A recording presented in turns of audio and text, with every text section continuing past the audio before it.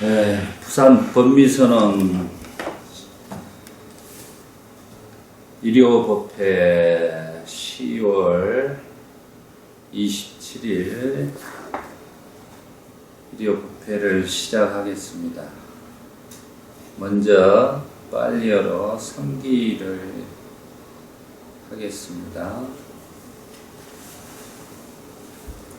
나모 따사 바가와토 아라하토 삼마 삼부타사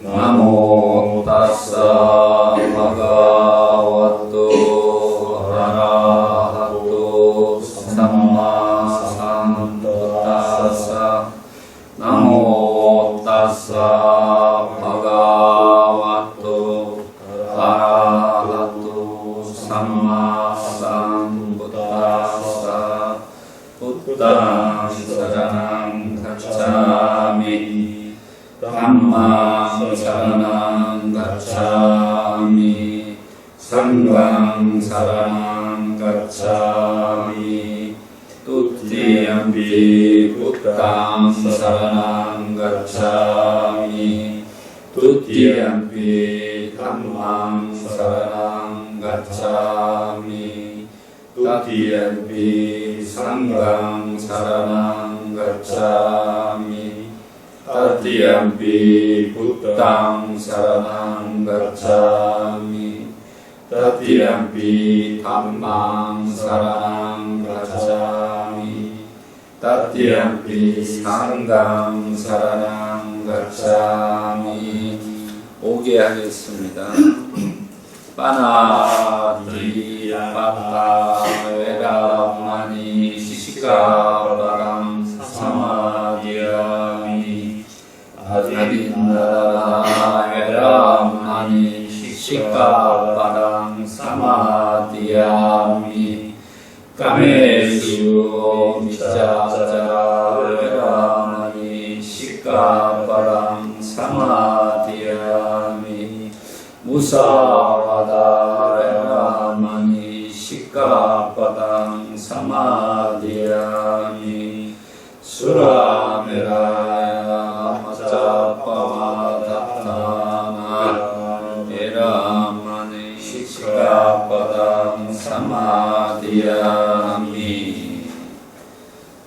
초점 법륜경 독송하고 법문을 하겠습니다. 이렇게 나는 뜨겁다.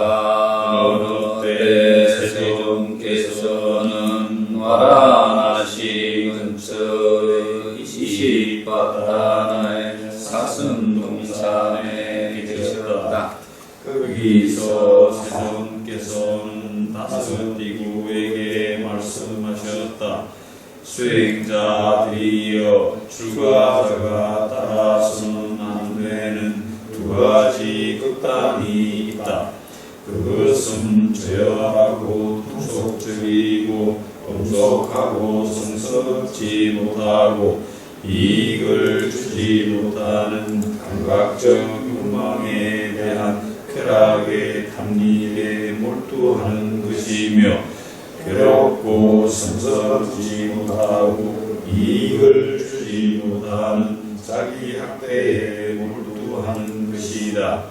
수행자들이여, 이러한 두 가지 극단을 따르지 않고 열에는 중도를 완전하게 깨달았나니, 이 중도는 눈을 만들고 지혜를 만들며 고요함과 높은 지혜와 바른 깨달음과 열반으로 인도한다.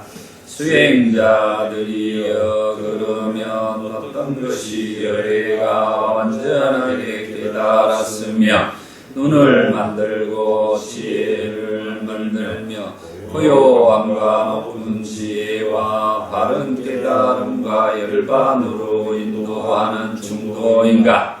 그것은 바로 성스러움 할 정도로 바른 견해, 바른 사유, 바른 언어, 바른 행위, 바른 생활, 바른 노력, 바른 사띠 바른 집중이라. 수행자들이여 열에는 참으로 이 중도를 통하여 완전하게 깨달았으며 눈을 만들고 지혜를 만들며 고요함과 높은 지혜와 바른 깨달음과 열반을 얻었다. 수행자들이여 이것이 바로 괴로움의 성스러운 진리다. 태어남도 괴로움이요 늙음도 괴로움이요 죽음도 괴로움이다. 슬픔, 비탄, 고통, 의심, 절망도 괴로움이다. 좋아하지 않는 것과 만나는 것도 괴로움이요 사랑하는 것과 헤어지는 것도 괴로움이다. 원하는 것을 얻지 못하는 것도 괴로움이다. 욕건대 오치원이 바로 괴로움이다. 수행자들이여 이것이 괴로움의 일어남의 성스러운 진리다.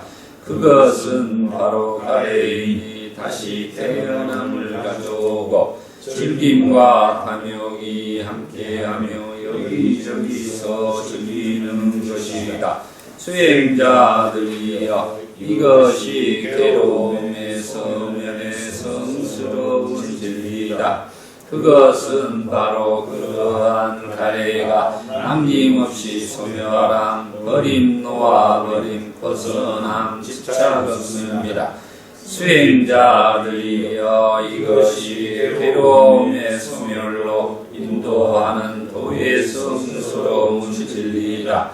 그것은 성스러운 발정도로 바른 견해, 바른 사유, 바른 언어, 바른 행위, 바른 생활, 바른 노력, 바른 사띠, 바른 집중이다. 수행자들이여 내가 이와 같이 세 가지 양상으로 12가지 형태를 갖추어서 네 가지 성스러운 진리를 있는 그대로 알고 보는 것이 완전하고 청정하게 되었기 때문에 나는 일이 없는 바른 깨달음을 실현했다고 천인과 마라와 본천을 포함한 세상에서 사문과 바람과 천인과 사람을 포함한 우리 가운데서 스스로 천명하였다. 그리고 나에게는 나의 해탈은 확고부동하다.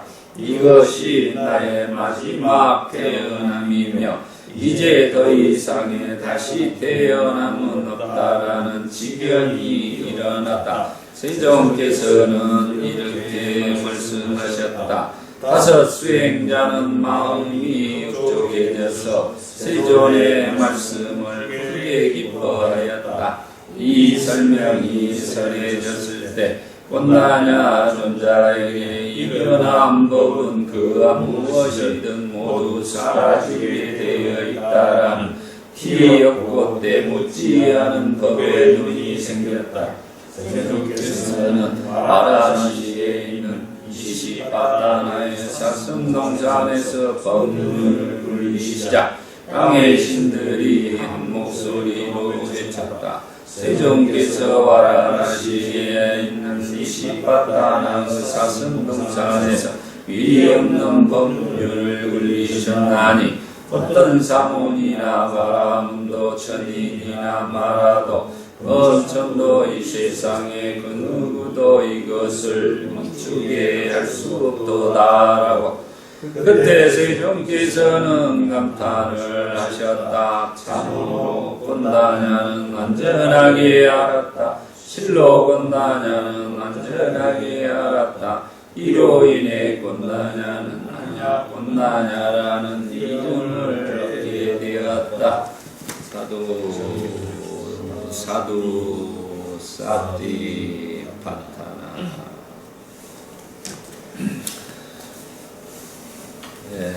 오늘은 법륜경을 독송하고 진리에 대한 분석경을 본문으로 택했습니다. 맞지마니까야 141번 진리에 대한 분석경에서 사성제와 팔정도의 중요성을 말씀해 주고 있습니다. 우리가 대부분 이제 불교를 이해하는데 가장 중요한 것은 사성제와 팔정도를 정확하게 이해를 해야지만이 기초를 탄탄히 놓을 수가 있습니다.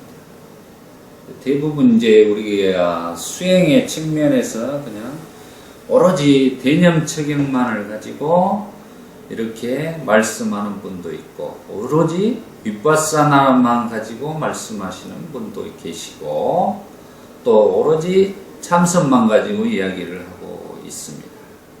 그런데 윗바사나나 대념책경이나 참선이나 지금 우리가 방금 전에 부처님께서 처음으로 법륜을 굴리실 때 하신 말씀의 중요성을 가지고 우리는 생각을 해야 됩니다. 그러면은 사성제와 팔정제. 불교는 제가 항시 가르칠 때 우리는 누구입니까? 물어보면 우리는 누구입니까? 부처님께서 가르쳐 준 게 우리가 누구죠?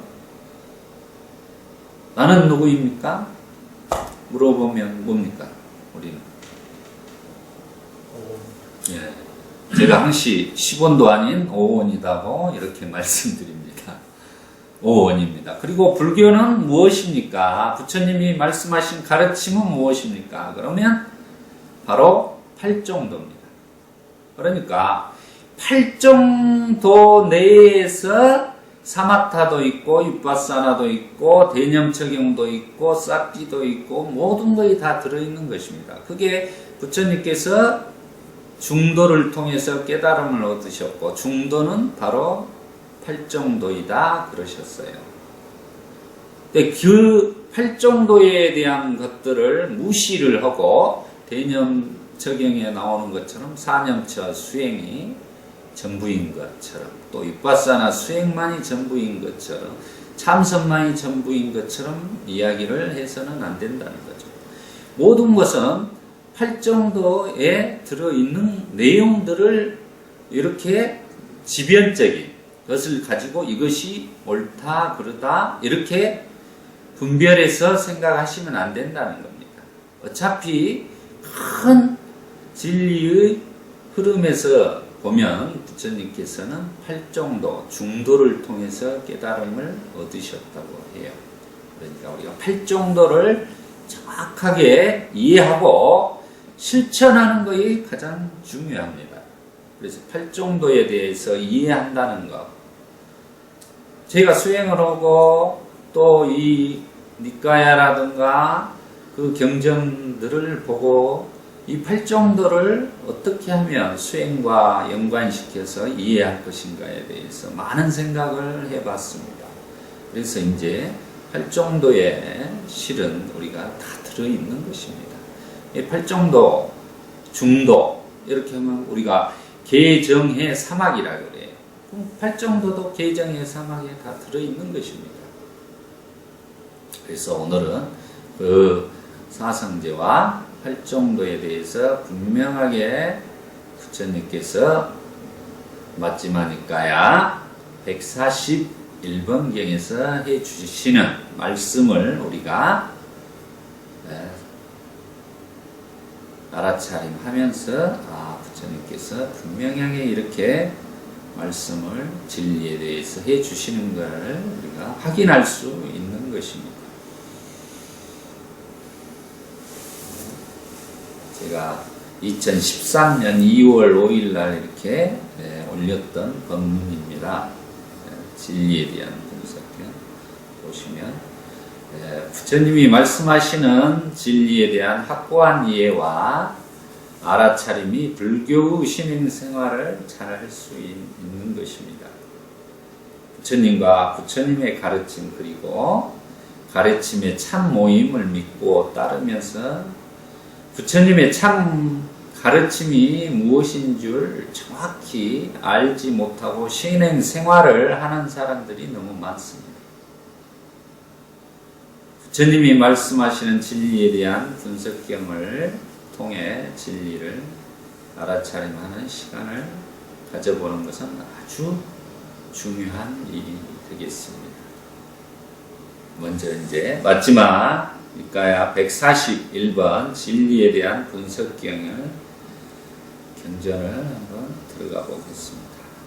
세종께서 수행승들이여 이렇게 오신님, 거루가님, 올바로 깨달은님은 지금 이렇게 부처님께서 본인을 이렇게 오신님, 거루가님, 올바로 깨달은님 이렇게 표현을 하고 있습니다. 20바따나에 있는 미가다에서 유의없는 진리의 수레바퀴를 굴린다. 그러니까 지금 우리가 초전법륜을 굴렸던 녹야온이라는 것을 지금 처음으로 이야기를 해주고 계십니다. 그것은 수행자나 성직자나 신이나 하나님이나 세상에 그 어떤 자도 멈출 수 없는 것이다. 여기서 이제 수행자나 성직자나 이렇게 말합니다. 수행자는 불교는 수행자입니다. 불교를 성직자라고 표현을 하면 안 돼. 그때 당시의 성직자들이 누구냐? 바라문교들을 성직자라고 그래요. 제사장을 성직자라고 하는다. 우리나라에 성직자들이 있죠? 그러면 천주교의 성직자, 교회의 성직자. 근데 불교는 성직자라고 표현할 수가 없는 것입니다. 왜? 불교는 제사장이 아니기 때문에 그렇습니다. 신이나 하나님이나 세상의 그 어떤 자도 멈출 수 없는 것이다. 그러니까 지금 법륜의 수레바퀴는 수행자나 어느 누구도 이 진리의 법륜은 멈출 수가 없이 영원히 존재하는 것이라는 거예요. 법륜의 그 뜻 자체가. 어느 누구도 그 법륜이 이 우주 질서의 진리라는 흐름에 법륜이 굴러가는 것은 어느 누구도 부처님도 그걸 발견한 거지 부처님이 그걸 멈추거나 할 수가 없는 것입니다. 그래서 그 진리의 수레바퀴가 굴러가는 것을 우리는 그것을 발견할 수 있는 거죠. 그걸 최초로 발견하신 분이 바로 사키야 무니, 우리 석가모니 부처님께서 발견을 하셔가지고 이렇게 진리의 바퀴가 굴러간다는 것을 우리에게 일러주심으로써 이 불교가 탄생된 것이다고 이해를 하시면 되겠습니다. 즉, 네 가지 거룩한 진리를 설하고 가르치고 시설하고 개현하고 해설하고 해명하는 것이다 라고 부처님께서 말씀하십니다. 그러면 네 가지 거룩한 진리는 어떤 것인가? 우리 사성제 고진멸도에 대한 이해를 분명히 지금 여기서는 먼저 설명을 하고 계십니다. 진리에 대한 거룩한 경에서는 첫째, 괴로움에 대한 거룩한 진리를 설하고 가르치고 시설하고 건립하고 개연하고 해설하고 해명하는 것이다. 두 번째, 괴로움의 발생에 대한 거룩한 진리를 설하고 가르치고 시설하고 건립하고 개연하고 해설하고 해명하는 것이다. 세 번째, 괴로움의 소멸에 대한 거룩한 진리를 설하고 가르치고 시설하고 건립하고 개연하고 해설하고 해명하는 것이다. 네 번째, 괴로움의 소멸에 대한 길에 대한 거룩한 진리를 설하고 가르치고 시설하고 건립하고 개연하고 해설하고 해명하는 것이다. 부처님께서는 두 수행승들에게 섬기라고 하십니다. 두 상수 제자를 섬기시라고 하는 것입니다. 그 상수 제자는 바로 사리푸타와 모갈라나 존자입니다. 우리가 대승에서는 사리불, 목련존자 이렇게 이야기를 하고 있습니다. 세종께서 말씀하십니다. 수행승들이여 사리푸타와 모갈라나를 섬기라. 사리푸타와 모갈라나와 사귀어라. 그 수행승들은 현명한 자로서 청정한 삶을 사는 자들에게 도움을 준다. 이를테면 수행승들이여 사리푸타는 친어머니와 같고 수행승들이여 모갈라나는 양어머니와 같다. 이렇게 표현합니다.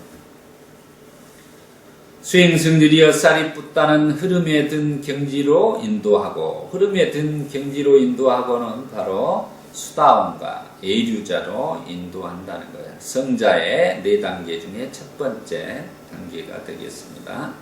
모갈라나는 최상의 진리로 인도한다. 또한 수행승들이여 사리푸타는 4가지 거룩한 진리를 상세하게 설하고 가르치고 시설하고 건립하고 개연하고 해설하고 해명할 수 있다 그랬습니다. 그러니까 사리푸타 존자는 우리에게 그때 당시의 삼위승들이나 모든 사람들한테 법을 설할 때 사성제에 대해서 가장 잘 설하셨다는 내용이 되겠습니다. 부처님은 이와 같이 말씀하시고 자리에 일어나 승원으로 돌아가셨다. 이어서 부처님께서 이제 돌아가시고 나서 그 다음은 이제 법의 사령관이라는 사리푸타 존자가 이렇게 이제 법문을 이어서 하는 겁니다. 이어서 사리푸타 존자가 수행승들에게 부처님을 대신해서 4가지 거룩한 진리를 설하십니다. 이제 사리푸타 존자의 이야기를 들어보시죠. 본문을.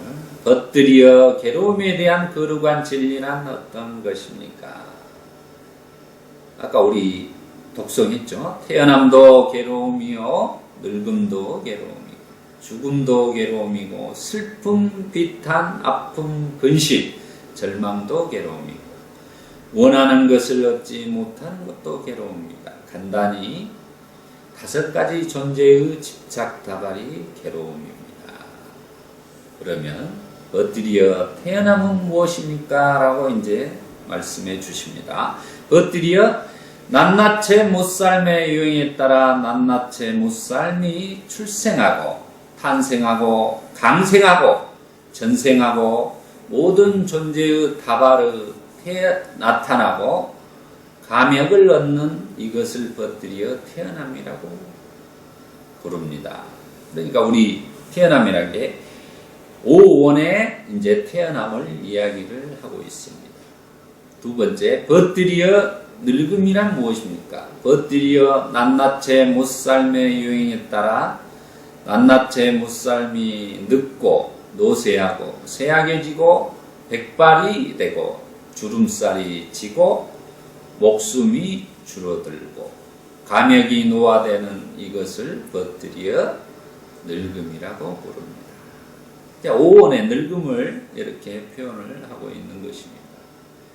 벗들이여 죽음은 무엇입니까? 벗들이여 낱낱의 무살의 유행에 따라 낱낱의 무살이 죽고 멸망하고 파괴되고 사멸하고 목숨을 다하고 모든 존재의 다발이 파괴되고 유해가 던져지는 이것을 벗들이어 죽음이라고 부릅니다.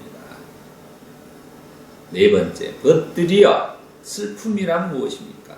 벗들이여 어떤 불행을 만나거나 어떤 고통에 빠진 자의 슬픔, 애달픔, 구슬픔, 내적인 애달픔, 내적인 구슬픔이 있는데 이것을 벗들이어 슬픔이라고 부릅니다. 5번째, 벗들이어 비탄이란 무엇입니까?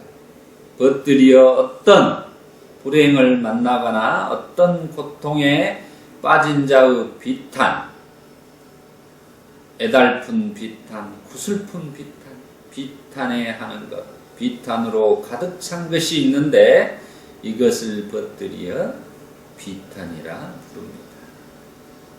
6번째, 벗들이여 고통이란 무엇입니까?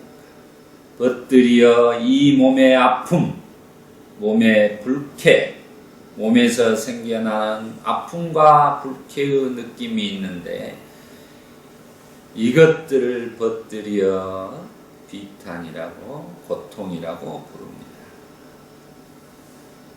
7번째, 벗들여 근심이란 무엇입니까? 벗들여 이 마음의 불쾌, 마음에서 생겨나는 괴로움의 불쾌의 느낌이 있는데 이것을 벗들여 근심이라고 부릅니다. 8번째, 벗들여 절망이란 무엇입니까? 벗들여 어떤 불행을 만나거나 어떤 고통에 빠진 자의 좌절, 절망, 좌절하는 것, 절망으로 가득 찬 것이 있는데 이것을 벗들여 절망이라고 부릅니다. 9번째, 벗들여 원하는 것을 얻지 못하는 것도 괴로운 것이다 라는 것은 무엇입니까? 태어나야만 하는 존재들에게 우리는 태어나고 싶지 않다. 태어남이 우리에게 닥쳐오지 않았으면 이라고 바람이 생겨납니다. 그러나 이것은 바람으로 성취되지 않습니다. 원하는 것을 얻지 못하는 괴로움입니다. 늙어야만 하는 존재들에게 우리는 늙고 싶지 않다. 늙음이 우리에게 닥쳐오지 않았으면 이라고 바람이 생겨납니다. 그러나 이것은 바람으로 성취되지 않습니다. 원하는 것을 얻지 못하는 괴로움입니다. 또 죽어야만 하는 존재들에게 우리는 죽고 싶지 않다. 죽음이 우리에게 닥쳐오지 않았으면 이라고 바람이 생겨납니다. 그러나 이것은 바람으로 성취되지 않습니다. 원하는 것을 얻지 못하는 괴로움입니다. 또 슬픔, 비탄, 고통, 근심, 절망을 겪어야만 하는 존재들에게 슬픔, 비탄, 고통, 근심, 절망을 겪고 싶지 않다.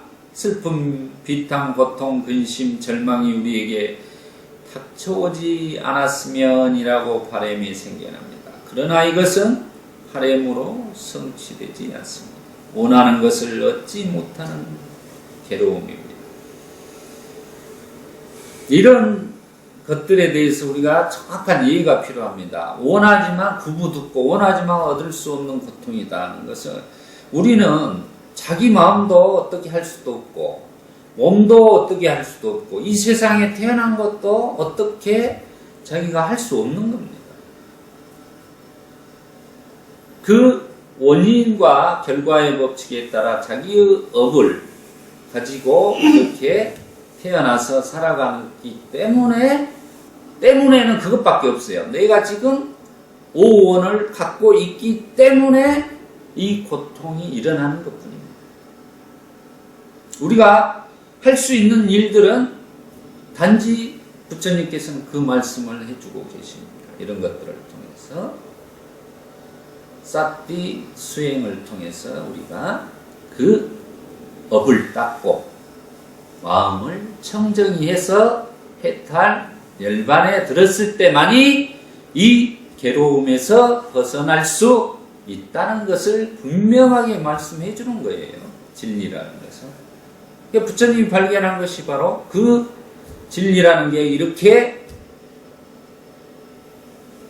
사성제로서 돌아가고 있는데 그 고통이 그 진리의 해결책을 우리에게 일러주시는 것이죠. 발견해서. 그 다음을 10번째 벗들여 간단히 5가지 존재의 집착 다발이 괴로움이라는 것은 무엇입니까? 벗들여 물질의 집착의 다발, 느낌의 집착의 다발, 지각의 집착의 다발, 형성의 집착의 다발, 의식의 집착의 다발이 있는데 벗들여 이것을 두고 간략히 5가지 존재의 집착 다발은 괴롭다고 합니다. 벗들여 이것을 괴로움의 거룩한 진리라고 합니다. 그러니까 결국은 우리가 오원이라는 것을 가지고 태어나가지고 번뇌, 망상과 탐진치, 삼독에 의해서 우리가 오치온으로서 물들어서 오염되어서 살아감으로써 더욱더 괴로움을 증장시키고 살아간다는 거예요. 이게 한마디로 자기의 괴로움을 줄여나가는 이런 수행들과 공덕을 쌓지 않고 더욱더 괴로움을, 고통을 더해가는 삶을 하루하루 살아가고 있기 때문에 다음 생에 어디로 갈지를 알 수가 없다. 기약을 할 수가 없다는 것입니다. 그 부분을 분명하게 부처님은 지금 말씀을 해주고 계시는 겁니다. 사리푸타 존자님이 괴로움의 발생에 대한 거룩한 진리에 대해서 설하십니다. 엎드려 괴로움의 발생에 대한 거룩한 진리란 어떤 것입니까? 미래의 다시 태어남으로 이끌고 환희와 탐욕을 수반하여 여기저기서 즐거워하는 가래. 이제 바로 가래라는 것은 사성제에서 가장 먼저 나오는 거죠. 그 괴로움을 만들어가는 것은 결국은 따나, 이 가래라는 것입니다. 가래. 이를테면 감각적 쾌락의 욕망에 대한 가래, 존재에 대한 가래, 비존재에 대한 가래가 있는데 엎드려 이것을 괴로움의 발생에 대한 거룩한 진리라고 이야기합니다. 사성제에서 말하는 것은 결국은 이 괴로움이 일어나는 발생은 결국 가래에 의해서 일어난다고 이야기를 하고 있는 거죠. 그 가래를 지금 우리 진리 경전에서는 감각적 쾌락의 욕망에 대한 가래와 존재에 대한 가래, 비존재에 대한, 그러니까 존재에 대한 가래는 내가 영원히 살아야겠다는 거예요. 우리가 천상세계에 가면 영원히 산다는 이런 교리를 설하는 바람문교에서 예전에 부처님 당시에, 그때 당시에는 천상세계에 태어나는 거예요. 제일 중요했습니다. 수행을 한다는 게. 그리고 요즘에 이제 타 종단에서는, 종교에서는 천상세계에 나가면 영원히 산다고 이렇게 이야기를 합니다. 우리가 그런 부분에 대해서 분명한 이해가 필요합니다. 그리고 비존재에 대한, 이건 비존재에 대한 가래는 단멸론이에요. 그럼 다 죽고 나면 끝이지. 그러니까 여기서 내 맘대로 하고 즐기고 살고 이렇게 생각을 한다는 거예요. 도덕적인 회의, 자기 맘대로 계율을 지키지 않고 살아가는 삶을 살아가도 된다. 다만 지금 이 느낌과 이런 것들을 충족시키고 이 가래에 충족한 삶을 살아가면 될 것이다 라는 것에 대한 것이 비존재에 대한 가래이다 라고 보십니다. 겉들여 이것을 괴로움의 발생에 대한 거룩한 진리라고 분명히 이야기를 해주고 계십니다. 그 다음에 겉들여 괴로움의 소멸에 대한 거룩한 진리란 어떤 것입니까? 가래가 당김없이 사라지고 소멸해 버리고 방기되는 집착 없는 해탈이 있는데 겉들여 이것을 괴로움의 소멸에 대한 거룩한 진리라고 합니다. 그러니까 부처님께서는 발견하신 거예요. 사성제에서 길을 제시해 준 거예요. 그걸 소멸할 수 있다. 그래서 집착 없는 해탈을 이룰 수 있다는 거죠. 소멸에 대한 진리는 뭐냐면 해탈을 이야기를 해 주시는 거예요. 사성제에서는 해탈이라는 세상이 우리에게 해탈을 할 수 있는 길이 있다는 것을 분명하게 말씀을 해 주시는 것입니다. 이게 이제 부처님이 발견한 위대성이죠. 존재에 대한 가래, 비존재에 대한 가래, 감각적 쾌락의 욕망에 대한 가래에서 벗어날 수 있는, 풀어서 헤쳐버릴 수 있는, 소멸할 수 있는 길이 있다는 것을 말씀해 주신 것이 부처님이 발견한 위대성입니다. 세 번째, 벗들여 괴로움의 소멸로 이끄는 길에 대한 거룩한 진리란 어떤 것입니다. 바로 8가지 길을 설명을 해주고 있습니다. 그 해탈을, 그런 가래에서 해탈할 수 있는 길은 오직 이 8가지의 길, 바로 중도인 8정도를 통해서 갈 수 있다는 것을 분명하게 지금 설명을 해 주신 거예요. 그렇기 때문에 우리가 8정도를 닦고 수행하고 실천해야지만이 해탈할 수 있다는 것입니다. 그 말은 고통, 해탈이라는 그거예요. 곧 지금 쉽게 생각하죠. 고통이 없으면 뭐죠? 바로 우리가 행복이라고 하는데 해탈을 행복이라고 표현을 해요. 어떻게 말로 표현할 수 없으니까 해탈을 세속적인 언어로 우리는 행복이라고 이야기를 해주는 겁니다. 근데 우리가 생각하는 행복, 그 개념으로 생각하시면 안 돼요. 지극한 행복이라고 이렇게 언어를 빌려서 이렇게 표현하는 거죠. 그냥 해탈이 상태를 우리가 잘 이해를 못하니까 해탈이라는. 그러면 그 길이 8가지 길이 아까 우리가 독송했던 것처럼 올바른 견해, 올바른 사유, 올바른 언어, 올바른 행위, 올바른 생활, 올바른 정진, 올바른 싹디, 올바른 집중이 있는데 벗들여 이것을 괴로움의 소멸로 이끄는 길에 대한 거룩한 진리라고 합니다. 라고 이야기합니다. 사상제와 8정도를, 사제 8제를 모르고 8정도를 모르고는 불교를 이해할 수가 없는 것이에요. 거기에 우리 그 고통을 받는 것이 바로 오치원이다 라고 분명히 이야기를 하고 있지 않습니까? 그래서 나는 누구입니까 할 때 저는 오원입니다. 우리 그 불교의 핵심은 무엇입니까? 불교는 무엇입니까? 하면 8정도 이렇게 대답을 하고 그것들에 대해서 설명해 줄 수가 있어야 돼요. 다른 분들에게. 불교, 내가 왜 불교를 믿어야 돼? 하면 이 사제와 8제를 가지고 이야기를 하면 됩니다. 그거에 빠지고서는 불교를 이야기를 할 수가 없는 거예요. 그 안에 수행의 체계가 다 들어있는 것입니다. 그러면 8정도에 대해서 사리푸타 존자님이 4가지 거룩한 진리를 말씀하시고 8정도에 대해서 구체적으로 말씀을 해주고 계십니다. 8정도에 대해서 구체적으로 조금 알아보죠. 수행승들이 올바른 견해란 어떤 것입니까? 여기서 이제 부분을 잘 하죠. 수행승들이여 괴로움에 대하여 알고, 괴로움의 생성에 대하여 알고, 괴로움의 소멸에 대하여 알고, 괴로움의 소멸에 이르는 길에 대해서 알면 수행승들이 이것을 올바른 견해라고 합니다. 이걸 정견이라고 그래요. 이 말은 정견이, 우리가 보는 정견은 우리가 막연한 올바른 견해 이 정도로 생각을 해서는 안 된다는 거. 사성제에 대해서 분명히 알아야 정견이라고 이야기를 하는 거예요.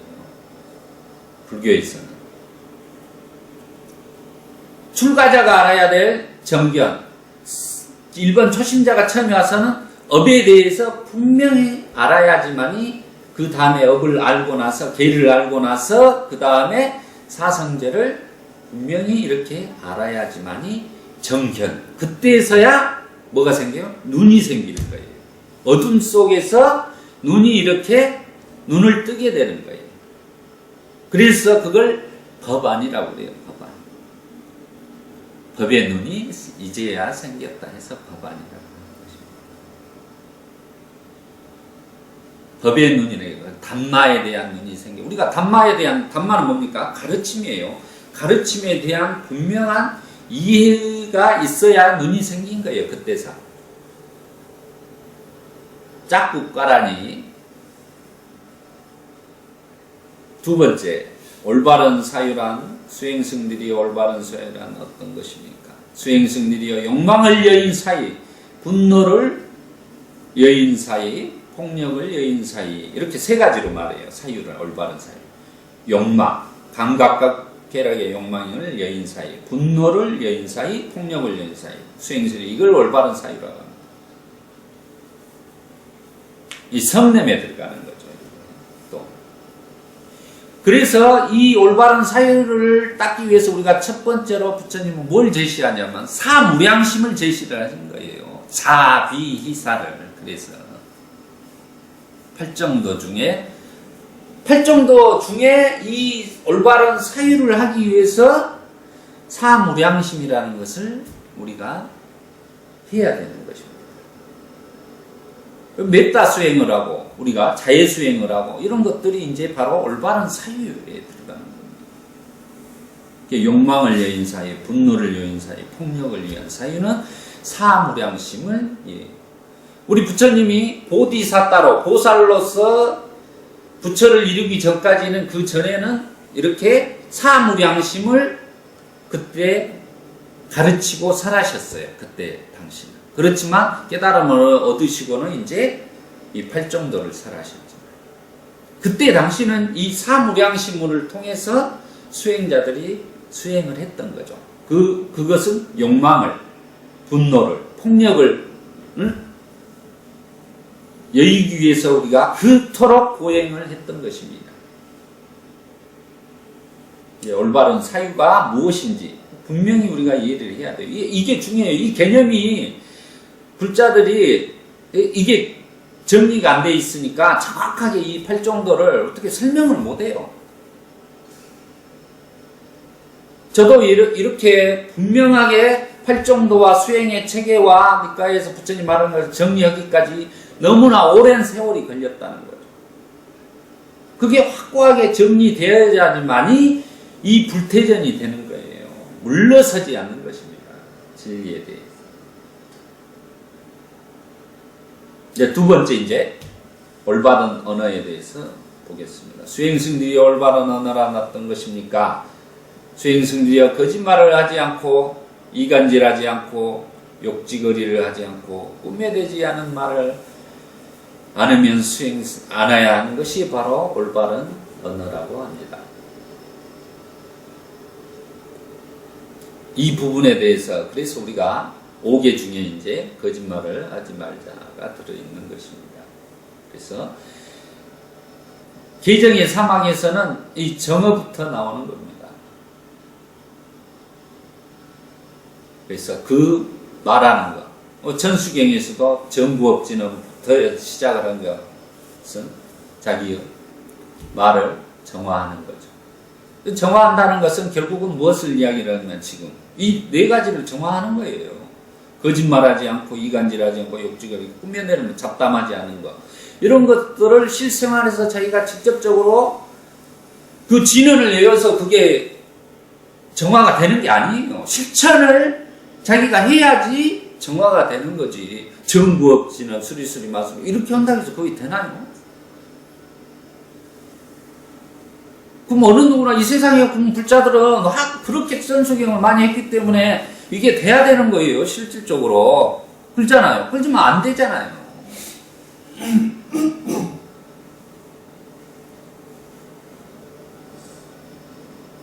자기가 바로 실천을 해야 된다는 것입니다. 언어라는 것이 정언은 자기가 그 다음에 이제 정업에 대해서 보겠습니다. 올바른 행위란 어떤 것입니까? 수행승들이여 살아있는 생명을 죽이지 않고 주지 않는 것을 빼앗지 않고 청정하지 못한 삶을 영위하지 않는다. 수행승들이 이것을 올바른 행위라고 합니다. 여기서는 5개를 이야기를 하지 않아요. 올바른 행위에서 3가지 경전에는 나옵니다. 그게 우리가 살생, 투도, 사음 이 3가지를 이야기하는데 표현은 청정하지 못한 삶이라고 표현을 하고 있습니다. 이 3가지입니다. 우리가 올바른 행위라는 게 살생하지 않는 것은 불교의 가장 중요한 부분이고 그 다음에 도둑질하지 않는 것. 이 도둑질하지 않는 것은 투도라는 것은 우리가 이 부분은 굉장히 현대적으로 많이 생각을 해야 돼요. 경전상의 내용, 주지 않는 걸 빼앗는 것, 이런 것들에 대해서 잘 생각합니다. 청정하지 못한 사람, 이렇게 올바른 행위란 세 가지를 이야기를 하고 있다. 그래서 이제 이런 원래 세 가지에서 5가지 5개로 이제 우리가 술이라든가 거짓말이라든가 이런 것이 이제 포함이 된 것이죠. 그 다음에 정명, 올바른 생활이란 어떤 것인가. 이 올바른 생활이라는 게 이제 어떻게 보면 이제 직업도 포함되는 것입니다. 수행승들이 이 세상에 고귀한 제자가 잘못된 생활을 버리고 올바른 생계를 유지한다면 수행들이 이것을 올바른 생활이라고. 우리가 그러면 직업도 좋은 직업을 가져야 되는 거죠. 이왕입니다. 지금 왜 사기치는 직업을 가지면 어떻게 됩니까? 우리 정어에 위반되죠. 그러면 이제 그분들이 갈 곳은 정해져 있는 것이고, 또 맨 살생하는 직업을 갖고 있으면 또 그렇게 되는 것이고. 우리가 활락 위주로 뭐 술집을 해서 막 이렇게 해서 막 그런 거는 그런 것도 그런 것이고. 건전한 직업을 그러면 자기가 목구녕이 포도청이라고 먹고 사는 것에 급급하려고 생각을 하지만 그건 자기 자신의 업이래요. 그래서 자기가 그걸 알고 그 조건 지어진 환경을 스스로 우리는 바꾸어 가라 이 말이에요. 좋은 조건으로 자기가 변화를 하고 그렇게 살려고 노력을 했을 때만이 괴로움에서 벗어날 수 있다는 겁니다. 윤회를 멈출 수 있는 것이에요. 행복을 찾을 수 있는 거예요. 어떻게 무조건 수단과 방법을 가리지 않고 돈을 벌어서 부만 이룬다고? 부처님은 그렇게 말씀하죠. 부자가 되되 정당한 방법으로 부자가 되라. 그리고 나서 베풀어라 그러는 거예요. 부처님. 자기의 양심을 속여가면서 이렇게 해서는 안 된다고 쉽게 이야기를 해주는 것입니다. 올바른 생활이라는 것은.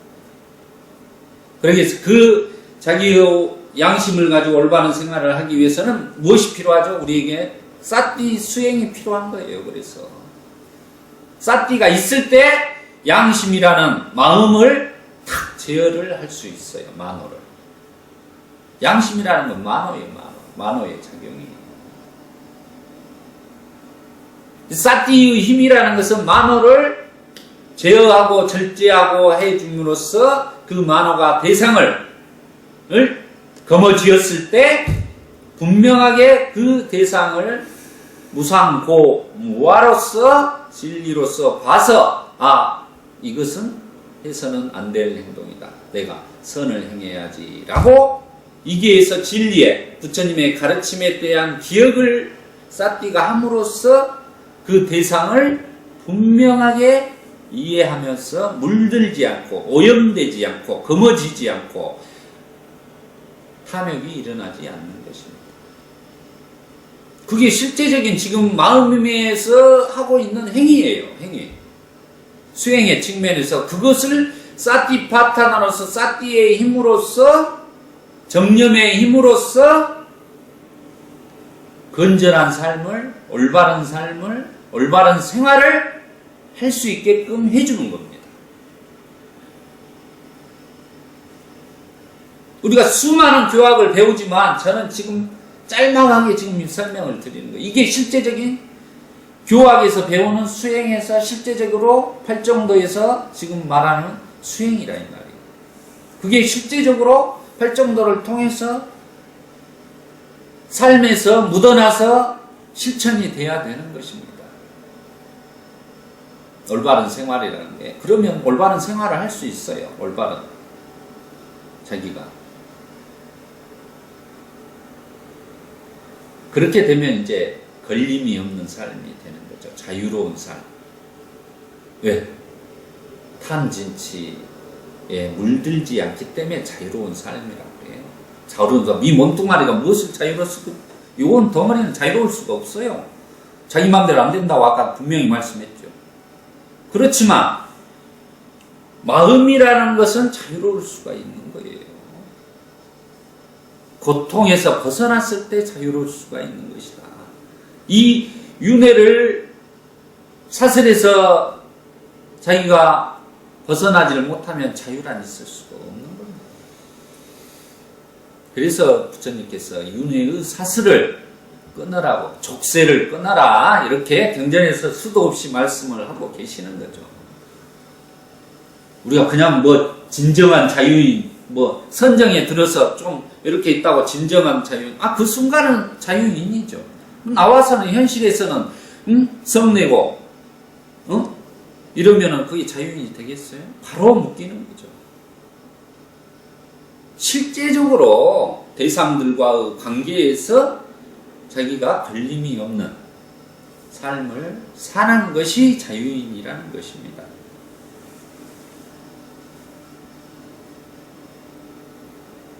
네, 정진에 대해서 보겠습니다. 수행승들이 올바른 정진이란 어떤 것입니다. 정진에 대해서 제가 항시 이야기를 하죠. 이 정진은, 불교에서 정진은 뭐 천배, 만배, 천일 기도, 백일 기도 이런 게 정진이 아니라고 했습니다. 수행승들이여 세상에 수행승이 아직 생겨나지 않은 악하고 불건전한 상태들이 생겨나지 않도록 의욕을 생겨나게 하고 노력하고 정근하고 마음을 책리하고 정진하고, 아직 불건전한 상태는 일어나지 않게 하려고 우리가 노력을 해야 돼요. 그게 바로 이제 사띠의 수행을 통해서 일어나지 않도록 노력을 해요. 사띠의 힘이 있을 때 이게 안 일어납니다. 두 번째, 이미 생겨난 악하고 불건전한 상태를 제거하기 위해서 의욕을 일으키고 노력하고 정근하고 마음을 책리하고 정진하고 이렇게 했습니다. 지금 불건전한 불선업을 저지르고 있다면 이것을 멈추어야 되는 것이요. 멈추려면 무엇으로 해도 이게 진리의 부처님의 가르침에 비추어 봐서 이게 아니다고 생각했을 때 그때 이렇게 하면 안 되겠다라는 그 사띠 기억을 빨리 해내야 되는 겁니다. 기억을 하지 마. 단순히 이것을 그냥 이 순간을 알아차린다고 해서 되는 게 아니에요. 사띠라는 것은 진리를 자기가 순간적으로 부처님 가르침을 얼른 가져와야 돼요. 기억을 통해서. 그랬을 때 분명하게 이건 선업, 불선업을 옥석을 가릴 수 있는 겁니다. 그래서 부처님은 이렇게 우리에게 해라겠는데 이렇게 해야 된다. 이렇게 해야지만이 우리가 윤회고에 빠지지 않고 괴로움을 속에 살아가지 않는다를 알 수 있는 것입니다. 그래서 사띠를 지금 이 순간에 그냥 단순히 깨어있는 상태로 이해하는 것은 절대 안 된다는 거죠. 저는. 그래서 우리가 법에 대한 눈이 먼저 생겨야 된다. 가르침을 먼저 이해를 해야지만 사띠의 힘을 증장시킬 수 있어요. 사띠 파탄으로 갈 수 있는 거예요. 그래서 법문이 필요한 거예요. 이유는 그냥 수행만 처음에 시켜버리고 어디 가면 수행처 가면 수행만 시켜버리고 그게 아니라는 거예요. 법문이라는 무엇을 위해서 우리가 수행을 해야 되는가, 그걸 분명하게 알고 해야 된다는 거죠. 세 번째, 아직 일어나지 않은 착하고 건전한 상태를 일으키기 위하여 의욕을 일으키고 노력하고 정진하고 마음을 책려하고 정진해야 한다. 자기의 착하고 건전한 생각, 아직 일어나지 않은 생각, 선업까지도 일으켜 세우려고 해야 된다는 거죠. 불쌍한 사람, 애민의 마음이 들고 자애심이 들고 도와주고 싶고 이런 마음들이 우러나와야 된다는 것입니다.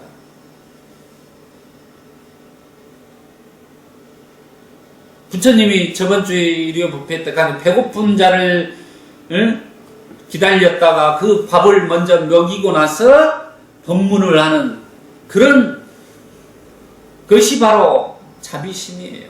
부처님의. 또 다른 게 있습니까? 그보다 큰 자비심이 어디가 있어요? 왜 법문을 하시지 않고 배고픈 그 가난한 사람이 소를 찾으러 갔다 못 오니까 도착하니까 소를 찾고 먼저 밥을 먹이는, 금강산도 식후공이라 밥을 먼저 먹고 그 다음에 법문을 하니까 그분이 몸이 평안하고 그러니까 그 법문을 제대로 들어가지고 흐름에 든 자가 되는 것입니다. 부처님의 대자 대비는 거기에 있는 거예요. 그 사람을 헤아리고 그 사람의 기준에서 맞추어 봐서 그 사람의 배고픔, 아침과 점심을 굶고 그 굶주린 상태에서도 법을 들으러 오는 그 가난한 제가 신도를 위해서 밥을 챙기고 나서 법문을 하신다는 거죠. 이건 사소한 문제가 아니라 그게 부처님의 위대성입니다. 다른 게 아니라 대자 대비라는 거 그거예요. 그게 우리가 실제 생활에서 그런 마음, 자기의 마음을 실천해 가는 것이 부처님에게 가장 칭찬받을 수 있고 제자가 될 수 있는 것입니다. 진정한 제자는 바로 그런 사람들이 진정한 부처님의 제자고 그런 분들이 윤회에서 벗어나는 거예요. 얼마나 행복하겠어요. 그 마음이. 행복이 따로 있습니까? 그게 행복한 마음이지. 네 번째, 이미 생겨난 착하고 건전한 상태를 유지하여 잊어버리지 않고 정장시키고 성만하게 하여 충만하도록 의욕을 일으키고 정근하고 마음을 정리하여 정진한다면 수행성들이여 이것을 올바른 정진이라고 합니다. 올바른 정진이라는 것은 네 가지로 분명하게 이야기를 하고 있다는 것을 꼭 아셔야 돼요. 그래서 우리가 수행을 한다는 것은 결국은 정진을 한다는 것, 수행 정진을 한다는 의미는 자기의 악한 것은 방아착하고 선업은 불방일, 아빠마대나 불방이라는 삶을 하는 것이 바로 정진이에요. 그게 사티파타나로서 정진을 하는 것입니다. 정리하자면 선을 행하는 것이 바로 정진이고 불선업을 내려놓는 것이 정진이라는 거죠. 그럼 하루 우리의 일가 중에서 얼마나 자기가 선과 불선업에 의해서 차지하고 있는가를 비중을 스스로가 보아 알 수 있는 거예요. 자기 마음을 사띠로서 분명하게 들여다보면 내가 얼마나 선업과 불선업 속에서 살아가고 있는가를 알 수 있어요. 그러면 우리가 법미선언에 와서 교학을 배우고 수행을 하고 자선을 하고 그 다음에 실제 생활에서 사람들과의 관계 속에서 내 마음이 흔들리는가, 어떤 마음이 일어나고 있는가를 확인할 수 있습니다. 그건 누가 확인해 줄 수 있는 게 아니라 본인 스스로가 알 수 있는 거라는 거예요. 부처님께서. 그걸 점검을 하는 겁니다. 내가 이런 상태에서 이런 마음, 성내는 마음, 탐욕의 마음, 어리석은 마음이 일어나구나. 이것은 우리의 진리의 가르침에, 부처님의 가르침 속에서 이것은 줄여나가야 되는 것이구나 하고 줄여나가는 것입니다. 그게 수행이에요. 시답으로. 수행이 단박에 요거 들었다 해서 탐진치를 내려놓을 때 단박에 탐진치가 내려집니까? 아니잖아요. 조금씩 시나브로로 우리가 해나가는 그 변화를 보고 환희심을 느끼는 것입니다. 스스로. 그게 삐띠라고 하는 거예요. 수행승들이여 올바른 사띠란 어떠한 것입니까? 라고 했습니다. 정념에 대한 부분. 이게 이제 대념적용의 부분이 되겠습니다. 그게 바로 우리가 신수심법을 이야기를 합니다. 사념처 수행법을. 이게 정념 상태까지 우리가 필수품을 갖춰야 돼요. 순서적으로. 이 7가지를 순서적으로 우리가 갖춰야만 된다는 거죠. 그래서 수행승들이여 세상의 수행승이 정근하여 분명히 알고 올바로 사띠하고 세상의 욕망과 근심을 버리고 몸에서 몸을 관찰하는 수행을 신념처 수행에서 그래서 아나빠나 사띠가 나오는 것입니다. 먼저 호흡 수행을 통해서 가장 우리가 알 수 있기 때문에 신념처에 대해서 그 다음에 여러 가지가 나오고 있습니다. 그 다음이 두 번째로 느낌에 대한 수념처 수행이 나오는 것입니다. 올바로 정근하여 분명히 알고 올바로 사띠하고 세상의 욕망과 근심을 버리고 느낌에 대해서 느낌에 대해 관찰한다. 뭐 이야기가. 세 번째, 정근하여 분명히 알고 올바로 쌌디하고 세상의 욕망과 근심을 버리고 마음에 대한 마음을 가져라. 심념처 수행법이 되겠습니다. 네 번째, 정근하여 분명히 알고 올바로 쌌디하고 세상의 욕망과 근심을 버리고 사실에 대해 사실의 관찰을 행한다면 수행되는 이것을 올바른 사람, 법념처 수행을 이야기를 하고 있습니다. 이렇게 순차적으로 이렇게 내려왔을 때 정념 수행을 통해서 일곱 번째, 이렇게 분명하게 사념처 수행을 통해서 이 전 과정들을 전부 쌌디를 해라는 거예요. 그래서 쌈마 쌌디, 올바른 쌌디라고 그래요. 그냥 쌌디하고 쌈마 쌌디하고는 틀려요. 이 부분에 대해 분명한 이해가 필요하다. 쌈마 쌌디라는 것은 이 과정을 처음에 정경부터 쭉 내려와서 이렇게 정정지까지 이게 제대로 선업과 불선업에 대한 이해, 업에 대한 이해, 사상제에 대한 이해, 이런 바른 생활, 바른 언어 이런 것들을 모두 다 갖추는 것을 쌈마라고 하는 거예요. 그냥 우리가 쌌디 수행만 가지고는 안 된다는 거죠. 쌈마 쌌디 정념 수행이 그래서 필요한 거예요. 그래서 틴낙한 스님은 정념 수행을 강조를 하시는 거예요. 그분도. 그분 또 그 수행과 교학을 가르치지만 그분은 사상제와 팔정도를 이렇게 정말로 자세히 가르칩니다. 우리가 사상제와 팔정도를 가르치지 않는다는 것은 이 부처님의 가르침에 대한 직무유기라는 거예요. 실제적으로. 절대로 안 된다는 겁니다. 그걸 모르고서는 해탈을 할 수가 없는 거예요. 중도를 통해서 부처님께서 해탈을 하셨다고 하는데 팔정도를. 뭘 가지고 해탈을 할까요? 그래서 개정해 사막이라는 게 이 안에 들어있는 것입니다. 그래서 사념처 수행, 어떤 분들이 아까 대념처경만 가지고 모든 것을 이야기를 한 필요 없다는 거예요. 그거 대념처경을 가지고 사념처 수행을 하기 위해서는 기본적인 필수품들을 다 갖춰야 돼요. 한 단계 한 단계를 가듯이.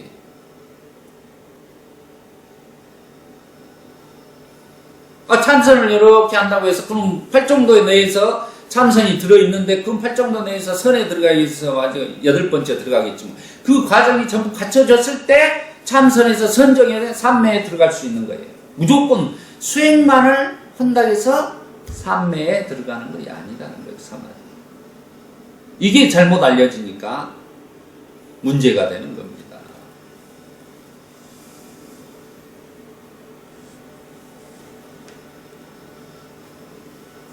마지막 이제 8번째 정에 대해서 수행승들이 올바른 집중이란 어떤 것입니까? 수행승들이여 세상의 수행승이 감각적 쾌락에 대한 욕망을 여의고악하고 불건전한 상태를 떠난 뒤 사유와 숙고를 갖추고 멀리 여임에 생겨나는 희열과 행복으로 가득 찬 첫 번째 선전은 이제 사선이 나오는 거예요. 이 말은 뭐냐면 필수품을 갖춘 삼매라고 그래요. 이것을 정정의 상태를 팔정도를 필수품을 갖춘 삼매다. 그럼 필수품이 뭐냐? 정견부터 정념까지 7개를 갖추고 난 상태에서 정정에 들어가는 거예요. 선정에 올바른 쌈마 사마디에 들어간다는 거예요. 정정에 들어간다는 거예요. 그렇지 않으면은 올바른 집중이라고 할 수 없다라고 이야기를 하시고 계시는 거죠. 우리가 그냥 자선만을 통해서 다른 거 다 공부하고 교학도 필요 없다 그런 자선만 하고 우리가 행위도 지금 정견부터 정념까지 그 과정을 다 무시하고 삼매에만 들었다고 해서 그게 되는 거냐면 되질 않습니다. 왜? 정념, 삼마, 쌌디 안에는 사유라는 게 들어있어요. 진리에 대한 확고한 이해가 들어있을 때 올바른 선정이 일어나는 것입니다. 그래서 우리가 잘못 이해한 거예요. 사마타는 무조건 집중이다, 윗바사나는 지혜다라고 이렇게 잘못 분리를 해서 알고 있다는 거죠. 사마타와 위파사나라는 것이 실은 분리되어 있는 게 아니라 그 같은 거에 팔정도 안에 그냥 통째로 들어있는 거라는 것을 저는 알게 된 거죠. 부처님은 그렇게 말씀하시는 거죠. 그 안에 지금 대념처경에서 지금 뭘 이야기, 사념처 수행법 이런 것들이 위파사나에 대한 수행이 되는 거예요. 또 정정인도 사마타 수행이 되는 것이고, 사마타 위파사나를 따로 분리하지 마시고 지관이 같이 쌍수로 딱 끼어지는 것이다. 지관 쌍수라 그래요. 그래서 사마타와 위파사나는 같이 이렇게 팔정도 내, 중도 내에 같이 맞물려져 있는 것이다. 그렇기 때문에 부처님이 팔정도를 통해서 깨달음을 얻고 해탈을 이루었다고 말씀을 하시는 거예요. 그러면 거짓말이 돼버리잖아요. 부처님 말씀. 안 그래요? 이런 부분에 대해서 분명히 그래서 이제 사선은 이제 심사희락정 이렇게 오시면 됩니다. 따라해 보시죠. 심사희락정. 네, 심사희락정. 우리가 한자라는 게 그게 좀 좋아요. 외우기가 쉽다. 심사희락정.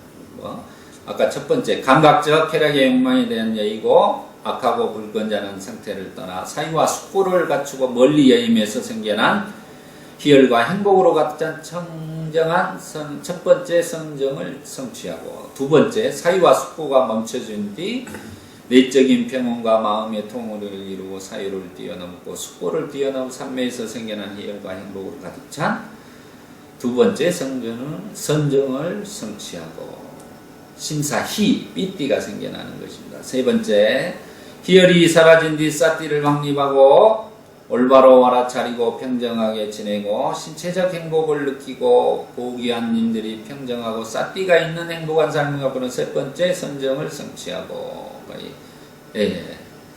락이에요. 여기서 보면은 싸띠를 확립하고 세 번째 가면은 뭡니까? 올바로 알아차리고 평정하게 지내고 신체적 행복을 느끼고 고귀한 님들이 평정하고 싸띠가 있는 행복한 삶은 세 번째 선정을 싸띠가 들어있는, 이 선정 내에서 싸띠가 이렇게 들어있는 겁니다. 싸띠 확립, 싸띠 파타나의 그 과정 속에서 다 뭉퉁거려서 그 7개의 필수품이 다 종합적으로 선정 속에는 들어있는 거예요. 이렇게 보셔야지만이 된다. 우리가 앉아서 그냥 이렇게 삶에 들어있는 상태만을 선정이라고 하지 않는다는 말이에요. 우리가 그냥 입선이라는 거 왜 그냥 우리가 행주자와 어묵동정에서 모든 생활 속에서도 선정이라는 것은 이렇게 살면 선정이라는 것입니다.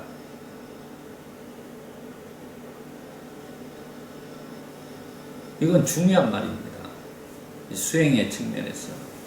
저는 수행과 교합과 이렇게 정리를 해가면서 지금 이런 말씀을 드릴 수 있는 거예요. 그게 부처님이 하시는 말씀이다.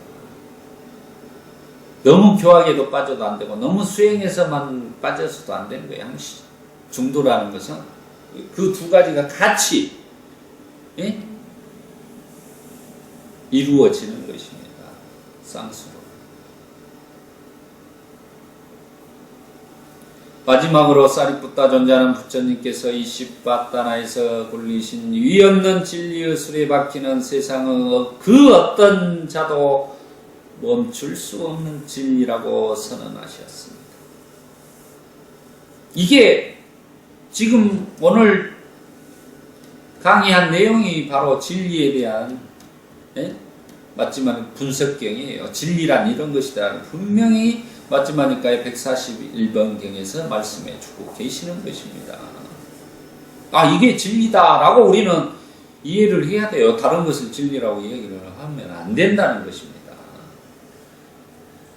우리들은 가장 기본적으로 4가지 진리와 성스러운 팔정도를 알아침하는 것이 중요하겠습니다. 누가 진리에 대해 묻거나 아니면 설교할 때나 전법할 때나 이 4가지 거룩한 진리와 팔정도를 꼭 전해주는 것이 가장 큰 공덕을 쌓는 길입니다.